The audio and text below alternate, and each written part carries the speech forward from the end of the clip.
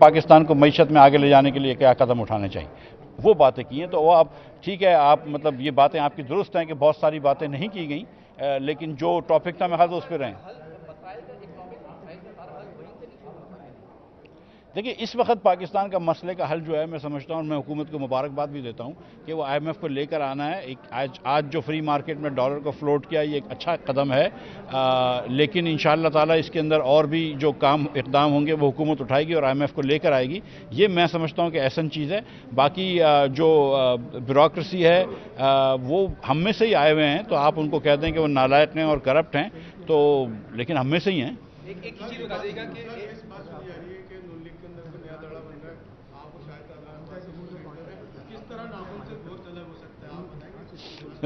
ناخن اور گوشت کا کوئی وہ نہیں ہے. ہم کوئی نئی پارٹی نہیں بننے جا رہی ہے. ہم ایک سیمینار سیریز شروع کری ہے ری امیجننگ پاکستان کے نام سے، جس میں مصطفیٰ نواز کھوکر صاحب بھی ہیں، شاہد عباسی صاحب بھی ہیں، فواد حسن فواد صاحب بھی ہیں، ہمارے ساتھ ظفر مرزا صاحب بھی مل گئے ہیں جو PTI کے وزیر صحت تھے، دیگر دوست آ رہے ہیں. تو اور ہم نے جب کوئٹہ میں سیمینار کیا تو ہم نے بہت ساری پارٹیوں کے بشمول مسلم لیگ کے پارٹی کے صدر کے وہ بلایا تھا ادھر، صوبے کے صدر کو. ہم کوئی پارٹی نہیں بنا رہے، ہم ایک پاکستان کو اکنامک پریشانیوں سے بچانے کے لیے، سوشل پریشانیوں سے بچانے کے لیے ایک پلان تیار کر رہے ہیں جو پریشر گروپ بنائیں گے کہ ہر پارٹی کو کہیں گے کہ جب آپ حکومت میں آئیں تو اس کو امپلیمنٹ کریں، اور اپوزیشن کو کہیں گے کہ اس کی خلاف ورزی نہ کرو. یعنی پاور میں آنے سے پہلے کیوں ہم اس پہ اتفاق نہیں کر سکتے، سیاسی اتفاق کیوں نہیں ہو سکتا کہ اس کے بعد جو بھی پارٹی آتی ہے وہ اس کو کنٹینیو کرے. یہ ایکسرسائز زیادہ بہتر نہیں ہے. وہی ایکسرسائز کر رہے ہیں نا کہ ہم ایک ہر جگہ پہ جا رہے ہیں. ہم نے کوئٹہ سے شروع کیا، پشاور جائیں گے، کراچی، لاہور، اسلام آباد، اس کے بعد سیمینارز ہوں گے. سب لوگوں سے بات کریں گے، پاکستان کے مسائل کو سمجھیں گے، اس کے حل کو سمجھیں گے، کس طرح حل اچیو ہوگا وہ سمجھیں گے. پھر ایک پریشر گروپ بنائیں گے تاکہ لوگ یہ کہیں گے اگلی مرتبہ مثال کے طور پر اگر نون کی حکومت آتی ہے اور وہ پرائیویٹائز کرنے جاتی ہے PIA کو اور PTI اپوز کرے گی تو ہم PTI کو بول سکیں گے دیکھو یہ اپوز نہ کرو، یہ ملک کے مفاد میں ہے. مفتی صاحب دیکھیں اس وقت جو مارکیٹ میں چیزیں مل رہی ہیں تو جو امپورٹر اگر اس نے 230 میں بھی LC کھلوائی تو 260 کے حساب سے بیچ رہا ہے. تو فری فلوٹ نہ کرنے کا مطلب یہ ہے کہ آپ 10% آپ نے ریمیٹنس کم کروا دی، 10% آپ نے ایکسپورٹ کم کرا دیا، IMF کو ناراض کر دیا.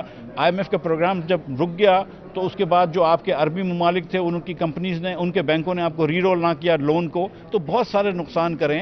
اگر یہ چیزیں نہیں کرتے تو اچھا ہو جاتا، لیکن بہرحال دیر آئے درست آئے. لیکن یہ بھی دیکھیں نا مفتی صاحب کہ جس وقت ڈالر نہیں دینا تھا بینکوں کو اس وقت ڈالر کو روک کے رکھا گیا. اب جب وہ کنٹینر ریلیز ہو رہے ہیں تو اس وقت آپ اس کو فری فلوٹ کر رہے ہیں. تو یعنی it's very intelligent, yes free float ہونا چاہیے، میں اس سے بالکل اس کو کہہ رہا ہوں. لیکن یہ وہ جو ایلیٹ کو آپ نے اس سے پہلے بھی مینشن کیا ہے، جو کووڈ کے زمانے میں بھی جب ان کو پیسہ دیا گیا، تو یہ وہی سلسلہ ہے، وہی چل رہا ہے. دیکھیں یہ میں یہ سمجھتا ہوں کہ تھوڑا سا حکومت کو آپ کو اسپیس دینی ہوگی. کچھ نہ کچھ تھوڑا سا پریشر تو آئے گا پرائسز کے اوپر، پیٹرول وغیرہ کی پرائسز کے اوپر بھی، لیکن حکومت کو اسپیس تو دینی ہوگی. اس وقت حکومت کے پاس کوئی اور چارہ نہیں تھا. میں تو یہ بات پہلے سے سمجھتا تھا، لیکن اب میرے خیال سے اور لوگ بھی سمجھ گئے. آپ بھی یہی پالیسیز اپنا رہے تھے ساری، اور یہی آپ کی اسٹریٹجی تھی. آپ کیا سمجھتے ہیں کہ ڈار صاحب کے آنے کے بعد یہ چیزیں بہتر ہو جائیں گی؟ اور آپ سے بھی نون لیگ کافی نالاں تھی، اور آپ کیا ابھی تک رہنا پارٹی میں کیا ٹھیک ہے؟ دیکھیں میں نے یہ کہا ہے کہ میں الیکشن نہیں، میں حصہ نہیں لوں گا، لیکن پارٹی کے سپورٹر ہوں، پارٹی میں ہوں، تو میں ابھی بھی پارٹی میں ہوں. لیکن اور نالا کی بات نہیں ہے. دیکھیں کافی عرصے سے ڈار صاحب جو تھے وہ میرے خلاف TV کے پروگرام کرتے تھے اور اینکروں سے کراتے تھے. ڈاکٹر دانش تو 15 منٹ کے پتہ نہیں کیا پروگرام کرتے تھے میرے خلاف. بہت ساری چیزیں ہوتی تھیں. اگر آپ میری صلاحیت کے اوپر اور ان چیزوں کے اوپر کوشچن کریں گے تو مجھے جواب دینے کا تو حق ہے. میری پارٹی کو ایسی تو وہ نہیں ہے کہ منع کر رہے گی کہ نہ کریں. یہ میں جواب دینے کا حق ہے، تو میں نے جواب دیا ہے بس. اور کچھ تو میں نے پارٹی کی پالیسی کی خلاف ورزی تو نہیں کری ہے. Thank you. پاکستان کو معیشت میں آگے لے جانے کے لیے کیا قدم اٹھانے چاہیے، وہ باتیں کی ہیں. تو وہ آپ ٹھیک ہے، آپ مطلب یہ باتیں آپ کی درست ہیں کہ بہت ساری باتیں نہیں کی گئیں، لیکن جو ٹاپک تھا میں خیال اس پہ رہیں.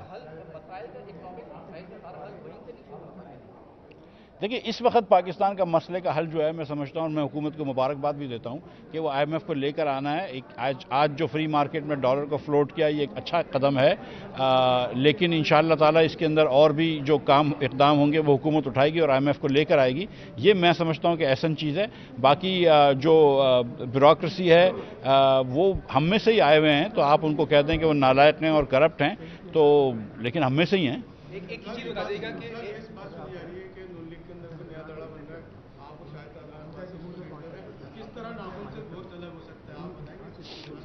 ناخن اور گوشت کا کوئی وہ نہیں ہے. ہم کوئی نئی پارٹی نہیں بننے جا رہی ہے. ہم ایک سیمینار سیریز شروع کری ہے ری امیجننگ پاکستان کے نام سے, جس میں مصطفیٰ نواز کھوکر صاحب بھی ہیں, شاہد عباسی صاحب بھی ہیں, فواد حسن فواد صاحب بھی ہیں, ہمارے ساتھ ظفر مرزا صاحب بھی مل گئے ہیں جو PTI کے وزیر صحت تھے, دیگر دوست آ رہے ہیں.